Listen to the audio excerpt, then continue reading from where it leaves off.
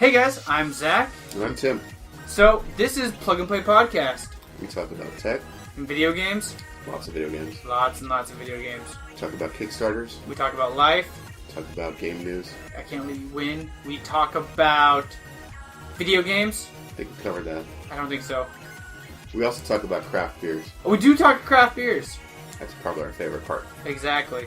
Gotta have our tasty treats. Exactly. So guys, check us out on iTunes, Stitcher, and all of our social media, facebook.com/Plug and Play Show, and Twitter and Instagram @PlugandPlayCast. And as always, you guys can find us on iTunes @Plug and Play Podcast. So guys, take a seat, or hopefully you're not driving a car, but do something where you can legally grab a tasty treat, crack them open, and join us on the next episode of Plug and Play Podcast. Cheers.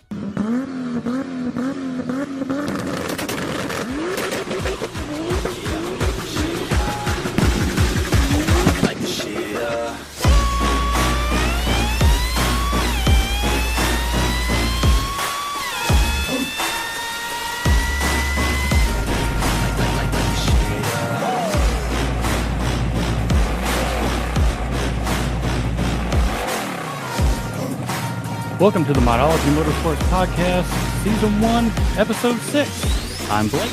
And I'm Marcus. Marcus, I know we talked on one episode about our first cars, but remind me what your first car was again. That was a Ford Fiesta. Yeah, that's right. Mine was a 1967 Chrysler Newport. So my kids have got their first car together. Good times. I got one daughter just turned 16, one just turned 15, and my oldest has been hassling me about, she's ready to drive, and I just went and picked up her birth certificate the other day so we can get her social security card so we can turn around and then get her license, because in between moving and getting divorced and getting remarried, the birth certificate and social security card disappeared. So I had to go and apply for all the paperwork so she can get her license. Sounds like a lot running around. Yeah, man. And a birth certificate here is $25. Oof. Yeah, for one. And then $5 for everyone after that. And I was like, no, just one will be fine. Thank you. But they're both excited to drive. And my stepdad was at an auto auction here a while back, and I think he went with the intent of he was looking, maybe just pricing some cars, see what he could, maybe pick up for him.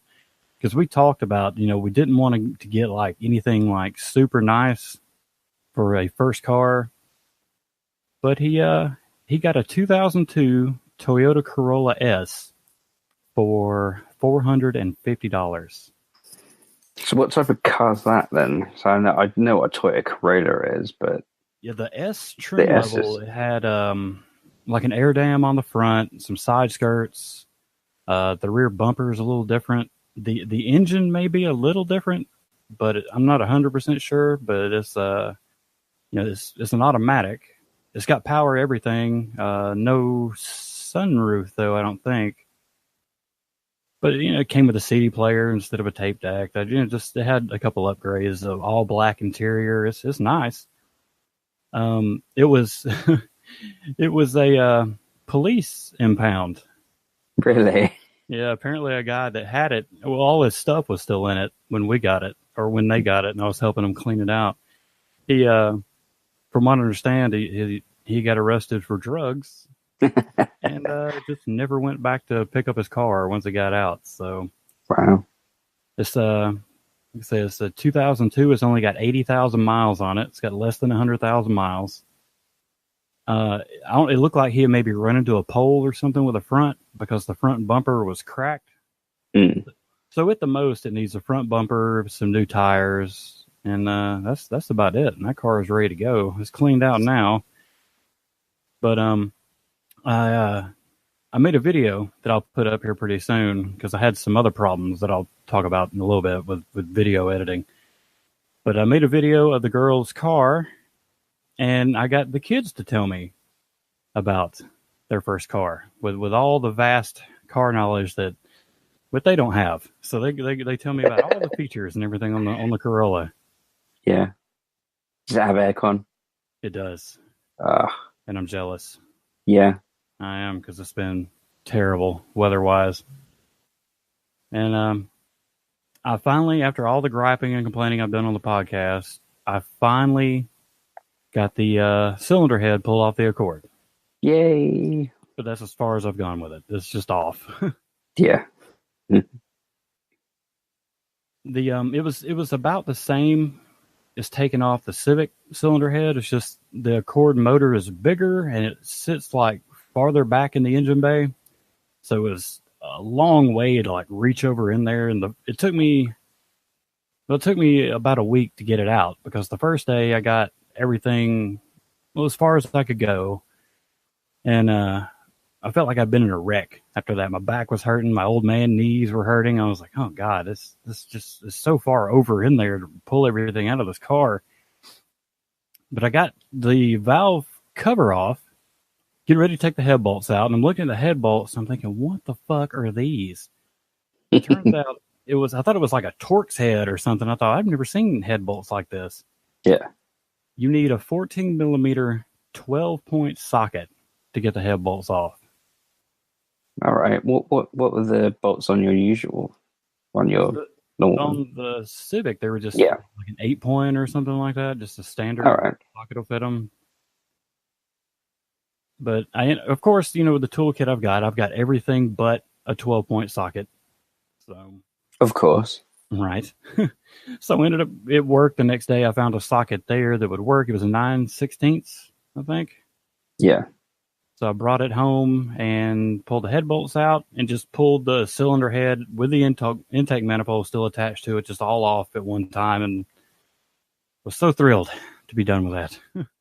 I can imagine, especially with the fact that you being quite tall anyway, the fact that you have to lean that far in that it's going to hurt your back is probably, pretty bad. I'd probably have to lie across the whole entire bloody engine bay just to do it.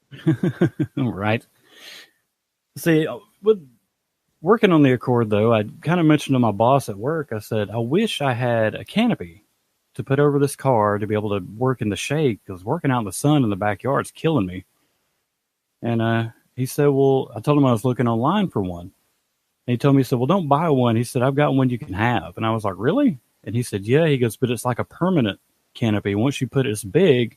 So once you put it up, it's just kind of up, unless you want to take it up and down, but it's so big that you probably don't want to.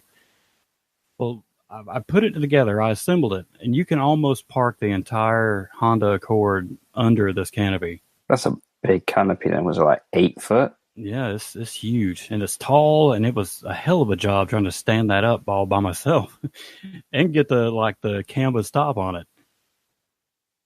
But I got it up, finished pulling the cylinder head under the canopy, and I kept thinking, well, if we have a storm, I'm kind of fucked, because there's no way to keep this thing from blowing away. It's not anchored to the ground or anything. And I looked online, you could order sandbags that wrap around the legs and it helps hold it down. So before I ordered these, we ended up having it came through Florida and up through Georgia and Alabama. Was Tropical Storm Alberto came through. It was the first named storm of the season. Alberto, big boost. Yeah, Alberto, big boost. And I was checking at the house as the storm was coming through, looking at the security cameras, and I looked at the backyard. The canopy's there. I look at the front, and I'm like, boy, the wind's really blowing now. And I look at the back again, and the canopy's gone. Oh, no. Shit. So I messaged my wife, and I said, do you see it? Is it still in our yard at least? And she said, yeah, it's standing up on its side, but it's still here. And I was like, oh, okay, thank God. So I made a picture I'll put up on the in the show notes of the canopy laying over on its side that I had to try and stand back up by myself. But with that being said, I've ordered sandbags now to hopefully hold it down and keep it from blowing over again. You're not going to pin it into the ground.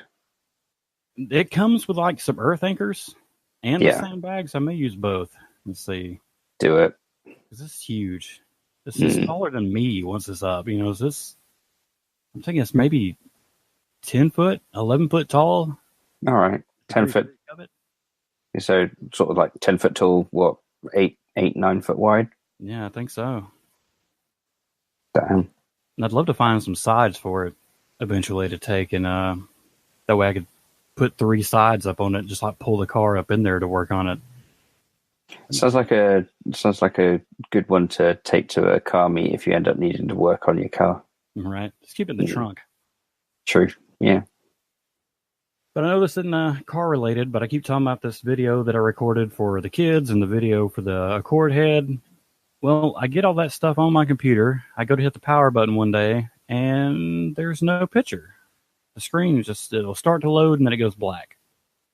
I messed around with some settings, and there was a Windows update, and I rolled the update back, thinking maybe that was it.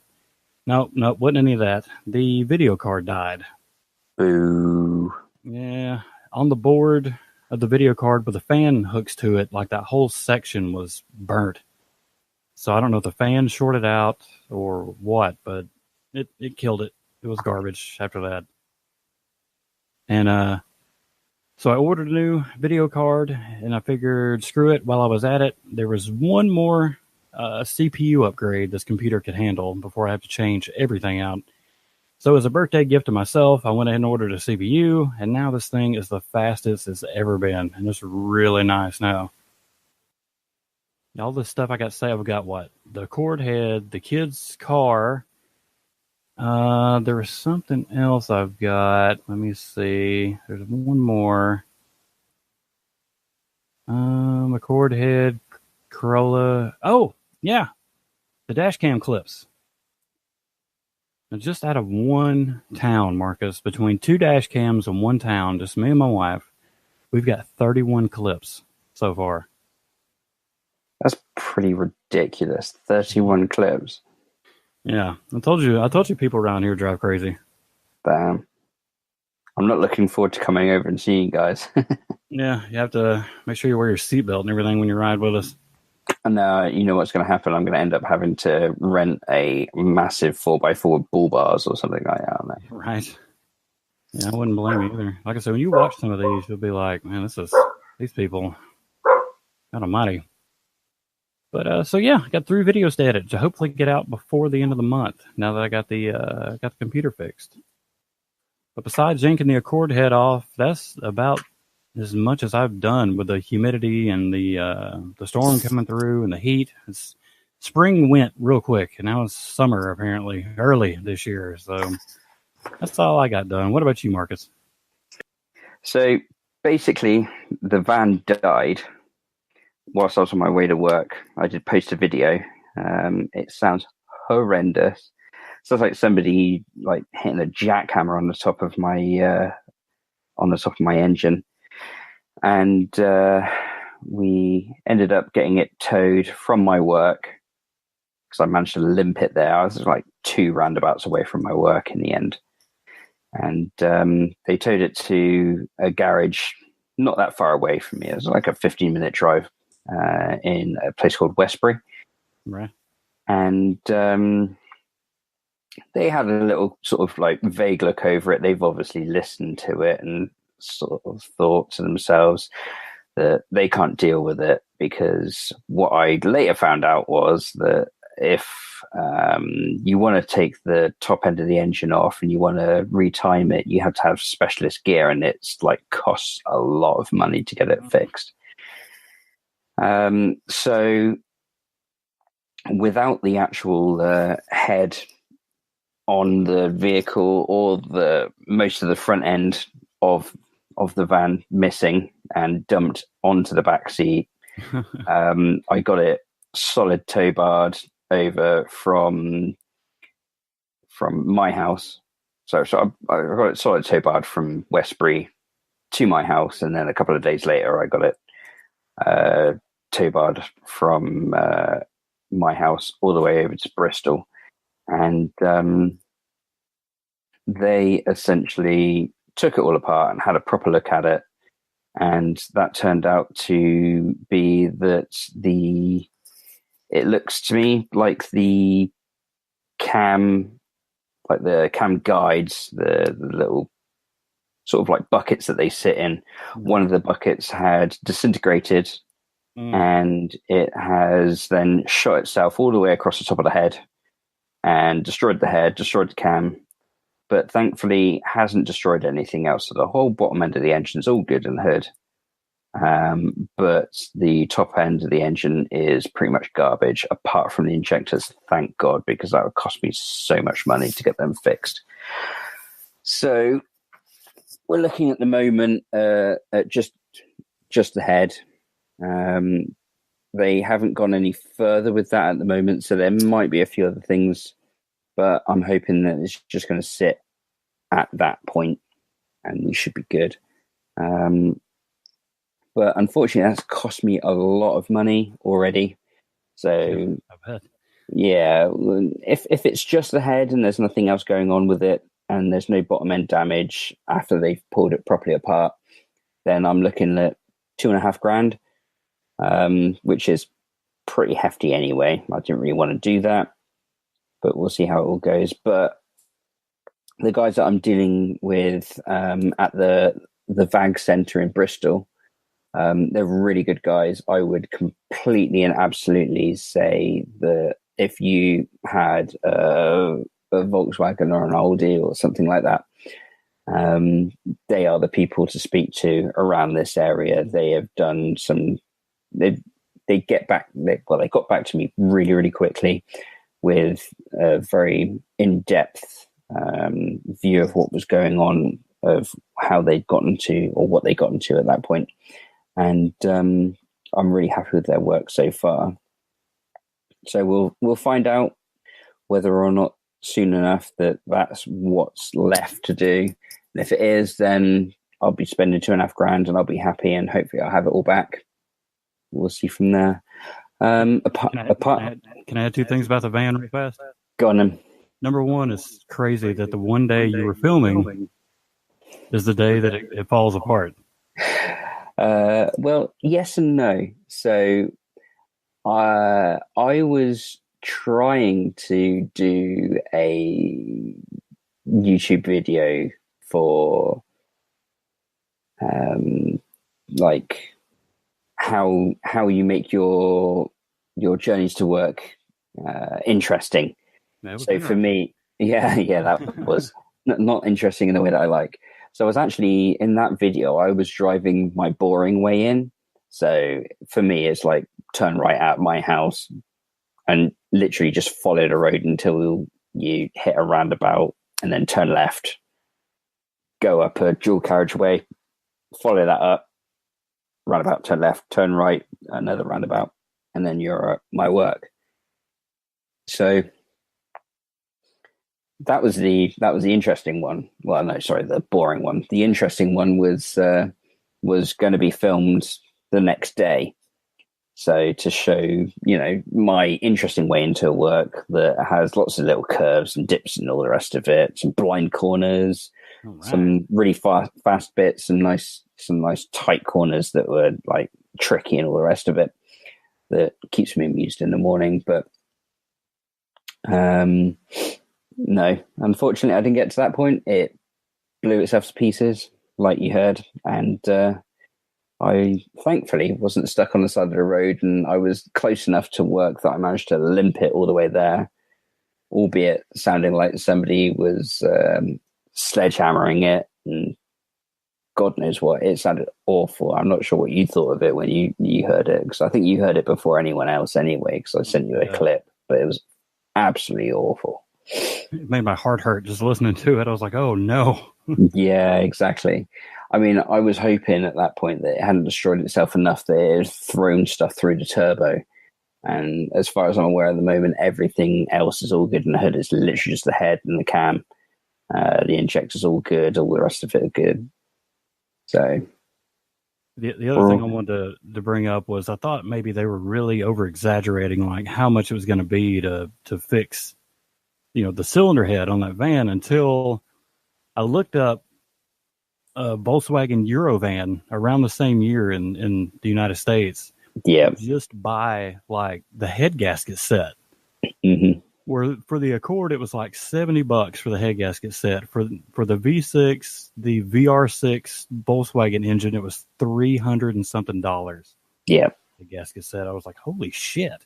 Yeah, it is absolutely ridiculous. I mean, the cam, if I wanted to get the original cam for the engine, it was like 1,500 quid, basically, the cam.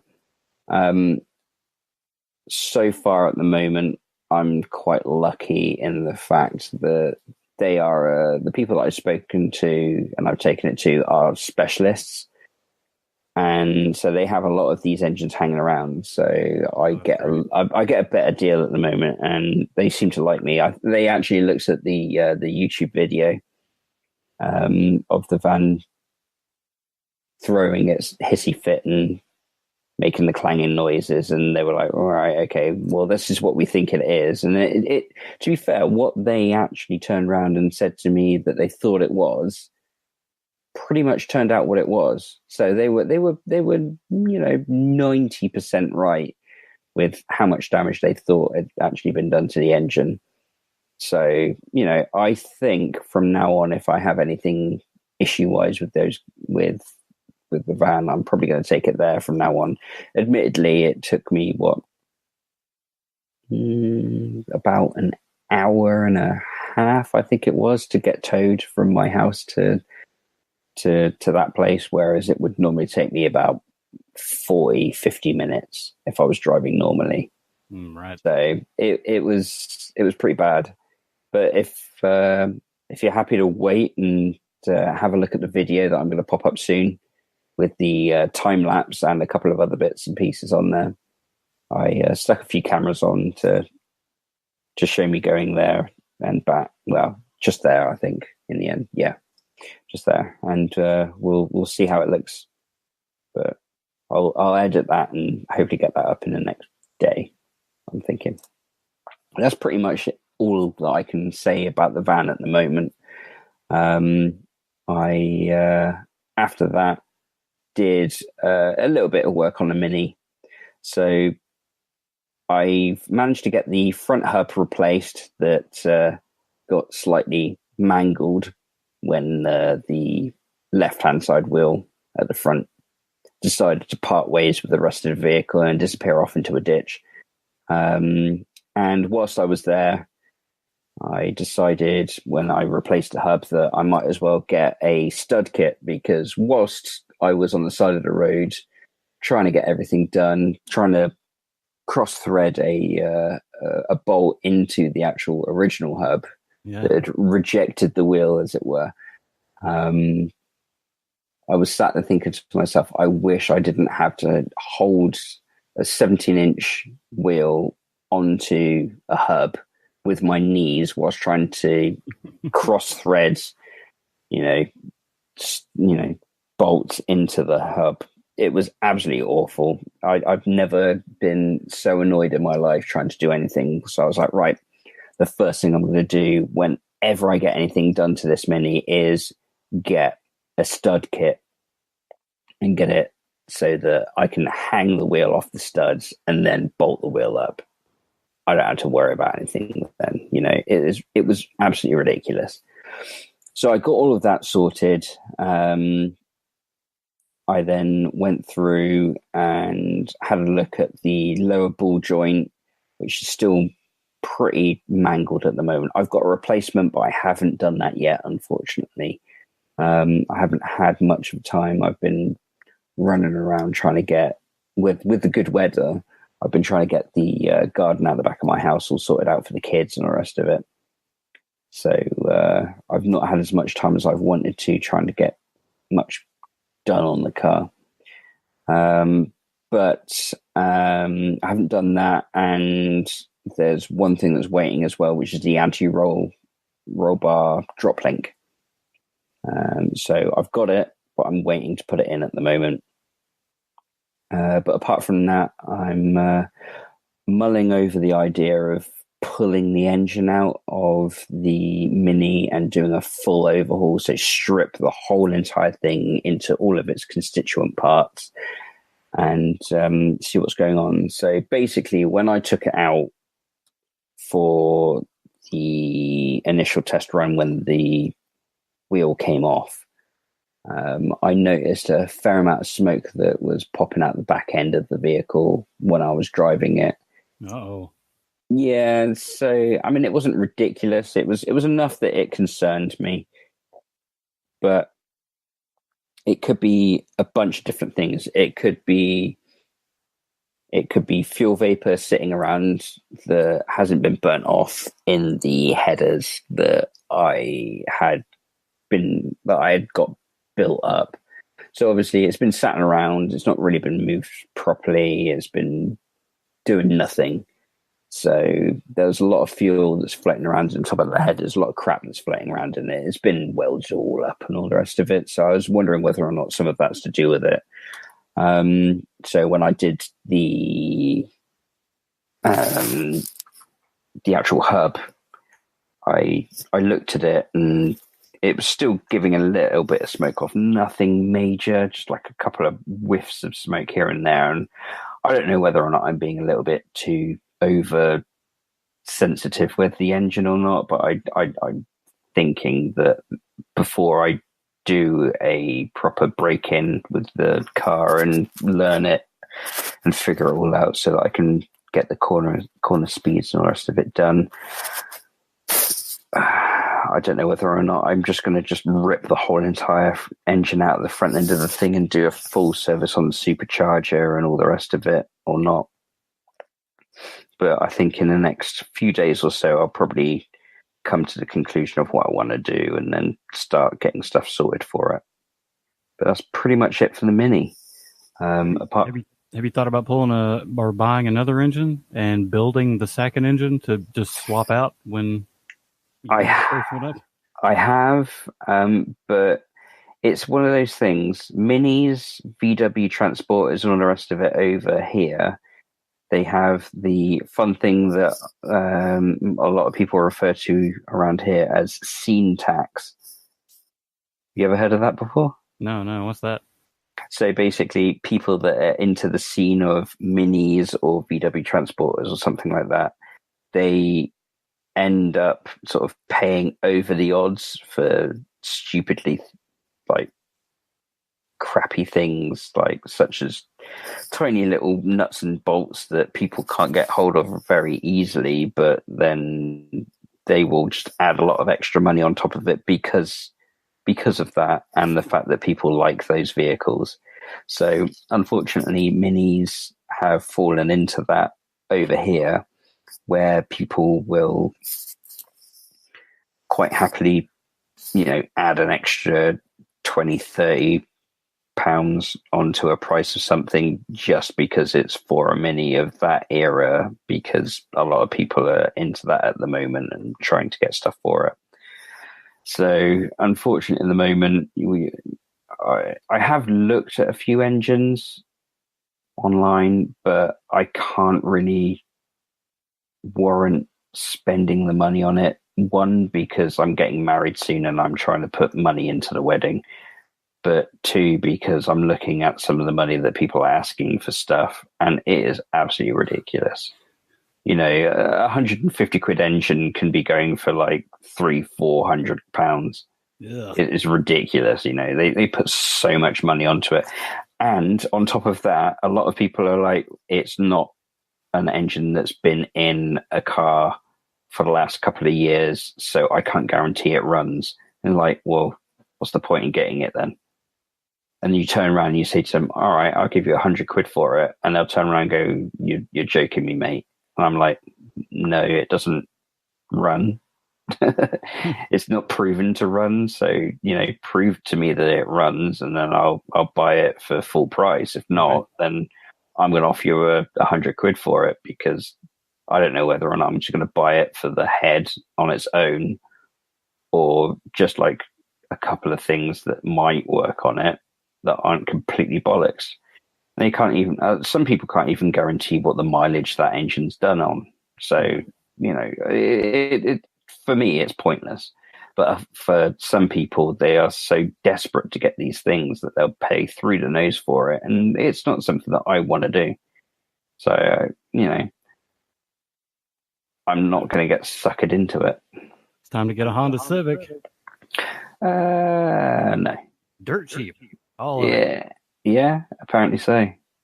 How often does it break down? All the time. All the time. It never runs right. Hell yeah. Yeah. We're definitely good at it. So it's throwing out all the freedom through the back end of the exhaust, Exactly. but at the same time, it's screwing your freedom by costing you so much money that you can't do shit all. And I loved it so much, I bought another one. I got Hell yeah. on the cord that didn't run. So hell yeah. Full on American freedom by buying yourself shit that don't work. Spending money on it. That's right. But apart from that, the only thing that does seem to be working at the moment is my new Toyota Yaris. Yeah. Yeah. So it works. I've driven it probably twice because feasibly I'm not the one that's going to use it. So I'm still using the banger to get to work, which I might just do a video on at some point, show you how bad it sounds, how quickly the temperature rises. So for instance, it takes me 10, maybe 15 minutes to get to work from my house. And by the time I get to my work, the engine in the banger, the Peugeot, is probably rolling at about 90 degrees already. And that's literally not hitting any traffic whatsoever. Consistent driving, not even pushing it over 3,000 revs. And it's still getting coming up to 90 degrees by the time I get to work. And that is ridiculous. Yeah, I know how that goes. Yeah, I'm sure you do. Yeah. Because you got such a reliable car that needs, so little maintenance that it shows those sort of things out. No thermostat in it and it still overheats. Oh, nice. Mm-hmm. Well, this one's got a thermostat. I checked the water in it, and it's probably like copper brown at the moment. So it does not look good. To be honest, though, it is like the family pool car. So it gets used by anyone that can use it for just because they can't use anything else sort of reasons. And so it is just shite. And when the fan kicks in, as soon as you hit over 90 degrees and the fan kicks in, it sounds like somebody is strangling a cat whilst, grinding a copper block up against the side of a brick wall. So it sounds pretty bad. If I get a chance, I'll stick a couple of cameras on it and a microphone, and on the odd, I think on a couple of occasions when I've dropped my son off, and when I go to pick up my son in the morning, I sometimes get stuck in traffic enough that it'll go over 90 degrees and the fan kicks in, and it sounds like someone's murdering the engine. It is awful. Because I think by the looks of it, the fan sits slightly off center from the motor of the actual fan assembly, and so the fan blades hit the shroud and the front part of the radiator, and so it literally is slowly but surely eating into the radiator whilst destroying itself. Ooh. I'm just waiting for it to go, but it sounds absolutely awful. I'll do it at some point. I'll see if I can get a video of it when I go my fun way to work and I push it a little bit harder. It will get it up to temperature a little bit quicker, and then I'll end up hitting a little bit of traffic at the end, and it will sound absolutely awful. But yeah, apart from the fact that I hate driving the shit car, the Yaris, when I have driven it, I drove it 100 miles to Cardiff from where I live, and I've not really appreciated how cruise control changes people's lives on the motorway, but it does. Sit there, you set the cruise control so that it's like 69, 70 mile an hour. And, you're just like rolling in the first lane, people who have older cars where the speedos don't really get up to show the correct speed at all. They're rolling at like 60, 67, 68 mile an hour, and you just like rolling past them. The engine in the car's not doing anything at all, really. It's just, cruising along. I think it was rolling in at 60, 61, 62 miles per gallon. Oh, man. Rolling down the motorway. It's a 1.5 litre petrol. And technically, it's already outstripping the mileage per gallon that my van was doing. So I'm looking at a 45 litre tank, and the when I was going down the motorway, I think the best I got out of it when I was going down one of the hills, it was doing 71 miles per gallon. And it was saying that I was going to be rolling in at about 500 miles for the tank. Oh. 500 miles on a tank, 45 litre tank, compared to my van. Admittedly, it's 2.5 tons. It's 2.5 litre 5-cylinder, the van. But that was doing roughly about 400, maybe 500 miles to a tank on that. That was 90 pounds worth of diesel in that, compared to 45 quid's worth of petrol.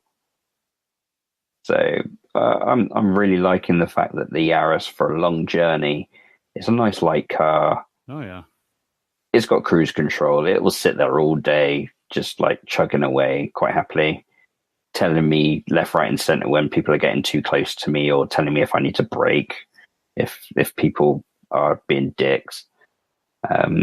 But yeah, it's really doing well. I'm really liking it. Admittedly, I'd like to drive it more, but being as that I don't really need to, because I don't do very long journeys, and I've sort of sacrificed it to my missus compared to driving it myself.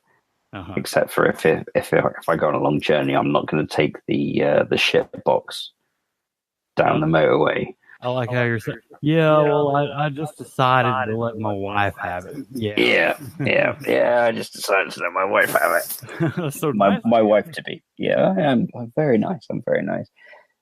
But yeah, no. It was an executive decision that I had no. That I'd love to drive it every day in to my work and back. It's brilliant going up and down the dual carriageway, but for me, technically, it is pointless. There's not much to it for me, but that's pretty much it. Cool. Well, do you want to take a break here, and we'll come back and do some news? Indeed. All right, sounds good. We'll be right back.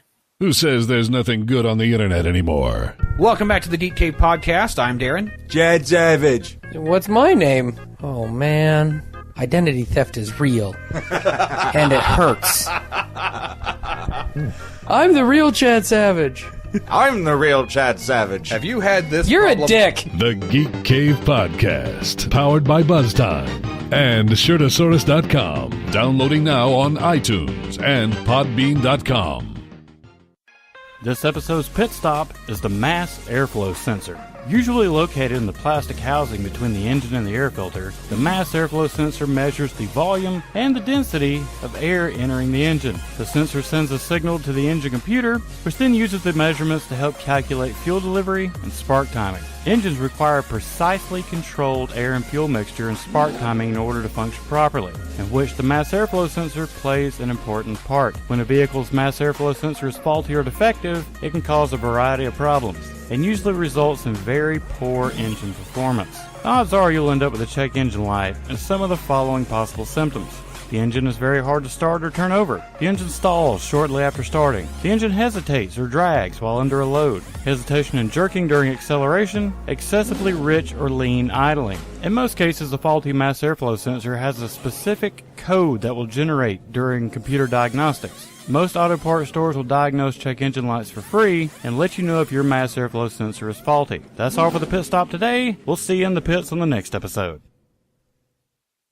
Welcome back. MyDologyMotorsports.com, MyDology Motorsports Podcast. I'm Blake. And I'm Marcus. And Marcus, you were just talking about cruise control for the Yaris. Yeah. Well, I ran across this news story of about autopilot on a Tesla. And this is from your country. It is indeed. I have read it, and it is hilarious.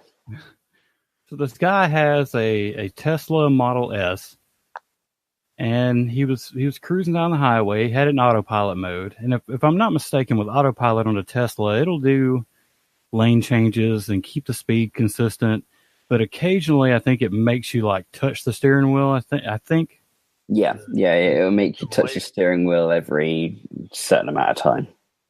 Well, this guy got out of the driver's seat, climbed over to the passenger seat, was laid back with his hands behind his head, and just letting his Tesla just cruise on down the motorway all by itself. He got the attention of some other drivers, and so the police they caught up with him, and now he's paying a hefty fine. It doesn't say how much, but he's going to pay a hefty penalty for the stunt. Well, technically, he's been caught driving without due care and attention because he's not actually sat in a driver's seat. So, feasibly, he's not in control of the car. So, I don't know. I don't really understand exactly what the guy was thinking, because if memory serves, the Tesla Model S comes with quite comfortable seats that you can recline. So he could even have been sat in the driver's seat with it reclined back, and he probably wouldn't have gotten that much attention. But the fact that he decided to move himself out of the driver's seat and, chill out a little bit, as it were, he's decided to become, the tester case for people to rip the crap out of them because they're being idiots like that. We had a wreck here, well, not in my state, but in this country a while back, where it was an Uber car, one of the automated Uber cars, and it said there was a driver in the seat, and if I'm not mistaken, it was on autopilot, but it ran over somebody and killed somebody, which is not funny. But no. The guy that was in the driver's seat said that he never saw it. It was like a woman who walked out in front of it, and he said that he never saw her walk out either. So if he couldn't see it, then can you really hold the vehicle responsible? Like if he couldn't have seen it and he was driving. But apparently she stepped out like off the sidewalk right as the car was coming by, so it didn't have enough time to stop itself, and ended up running her over. And that one thing, though, has made everybody, well, maybe we don't need all these self-driving cars, but how many people drive cars every day that die in automobile accidents? It is ridiculous anyway, but right. It's bad enough, but when people aren't paying attention, there's even worse. There's been a couple deaths, teenager deaths here in my town since the end of school, where kids are out of school, and there's already been 2 fatalities of kids 18 or younger since school let out at the end of May. So, I mean, that's just well, they got out like May 20th, so, a little over 2 weeks. Yeah. So it's crazy, but, this guy just laying back, letting his Tesla just carry on down the road. Yeah, apparently one of the witnesses said he was traveling at about 40 mile an hour in heavy traffic. So, I mean, it's pretty bad anyway. I mean, 40 mile an hour, you're going to do a fair amount of damage to a stationary car in heavy traffic. I mean, you got to think heavy traffic's probably going to be, a lot of stationary cars, heavy vehicles, even a few trucks, switching lanes and all the rest of it. So, I mean, the Tesla must have been doing its work pretty well, but at the same time, the guy obviously really wasn't thinking straight when he was doing that sort of thing. There's a video floating around. I'll see if I can find it and put it in the show notes for this episode of it's different Teslas. And on the video, the safety, like the warning system goes off before you ever see any kind of accident happening. They're talking about his Tesla, what kind of witchcraft is this? Because there's like several different clips of you'll hear that, like the siren go off in the car before you see anything happen. Yeah, it's just literally, it's like a predictive algorithm that kicks in when the computer thinks that there's going to be an issue happening. I mean, I have in our new car, we have something sort of similar. It will use the front radar system on the car to judge whether or not the car's actually going to crash into you, etc. So if it brakes immediately or something like that, it will use the radar system plus the camera on the front end of the vehicle to judge whether or not it needs to send off an alarm in the cab. So if it thinks that something's going to happen, it'll fire up a little alarm and also a little visual thing on the dash. But yeah, it seems to be slowly but surely making its way into a lot of cars. But we'll see how it all goes. I remember in like the 80s, the best you could get out of a car was the ones with the automatic seatbelts. Do you remember those? Oh, when you closed the door and the seatbelt went over your shoulder and went down and clicked. Yeah. That was futuristic as a guy. To put your seatbelt on for you. That's as good as it's going to get. Yep. Now they can drive themselves and avoid accidents. It's crazy. Ridiculous. Yeah. Well, Marcus, there was some other car news. That was the only story I really saw that really kind of stood out as something I wanted to bring up and talk about. Do you let's talk about the top videos on the YouTube channel. Yeah, exactly. I mean, as we remember from last time, I don't think it's changed dramatically that much. As per usual at the moment, the Ford Focus radiator removal video is rolling in at over 3,000 minutes every 28 days, isn't it? Right. Just consistently stayed over like 3,000 viewing minutes. Yeah, so I mean, at the moment it's rolling in at 3,381 minutes. The next one down after that, holding steady, is the Caterham video at 1,484 minutes. And the next one down from that is the Honda Civic brake master cylinder replacement at 1,022. The only thing I can add to that is that I threw up my VW Transporter video of it dying, and I think that reached 100 views in 3 days, was it? 3 or 4 days? I didn't think it was that long. I think it was like 48 hours that already hit 100 views. It was pretty ridiculous. I didn't expect it to hit that much. I mean, yeah, I did proactively throw it up on a couple of the forums at my side of the pond, but I really, obviously, I didn't think it was going to kick up that much of a fuss, but it did. But out of those videos, I did get a message from one of the guys that watched it to point me in the right direction of the people that I've taken it to now. Yeah. And I honestly, I wouldn't take my van anywhere else now for anything major. Anything minor I can deal with myself, but major stuff that requires specialist tooling and all the rest of it to get it to fix up and time up and all the rest of it, I definitely take it there. So, it's helping me having the Modology Motorsports going on and all the rest of it. It really does help, but we'll see how it all goes. Yes, at 176 viewing minutes for the last 28 days, but that's not bad considering it's a 9-minute video? Yeah, it's a 9-minute video of which there's really no real anything of me talking.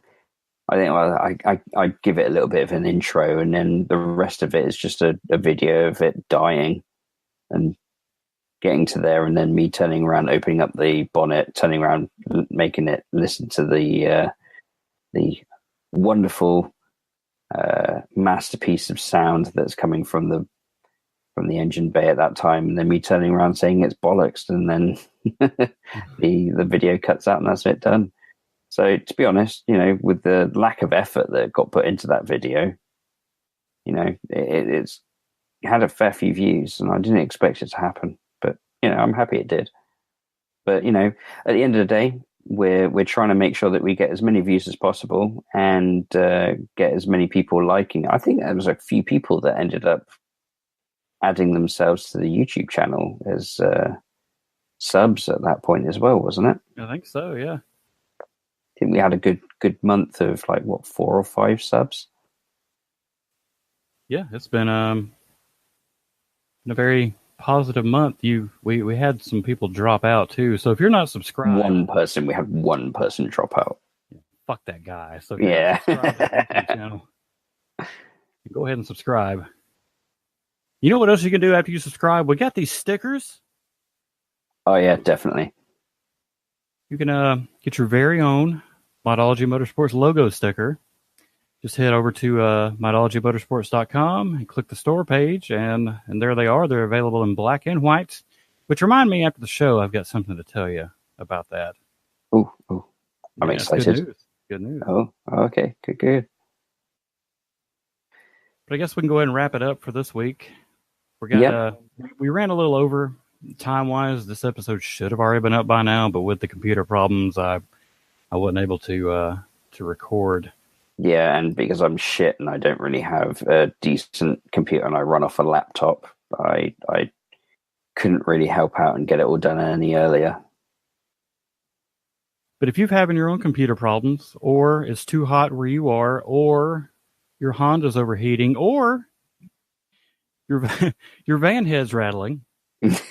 Rattling / broken camshaft or the rest of it. Send us an email at modologymotorsports.com and tell us, no, wait. Send us an email at, let's try one more time. Hang on. Send us an email at modologymotorsports@gmail.com and tell us all about it. Or you can catch us at Modology Motors on Twitter. We got a Facebook group. I post a lot of dumb stuff in there. It's facebook.com/groups/Modology Motorsports. And you if you want to hit us up on our personal Twitters, mine's at Hesser414. And mine's at Brunt_Marcus. So go to the YouTube, subscribe to the YouTube channel, listen to the podcast, buy a sticker, and that's all I got for this week. And me too. Hopefully I'll have something a little bit more interesting next week, or I'll probably have more woes and self-destructive nature of my van, and probably more money being thrown at it, just so that I don't have to throw it in the trash heap. Well, everybody, thanks for joining us for this episode, and we'll see you next time. Take it easy.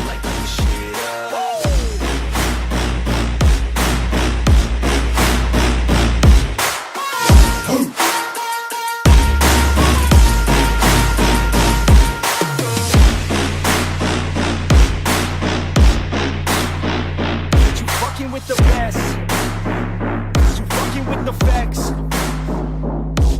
Yeah. I don't even know what else to say.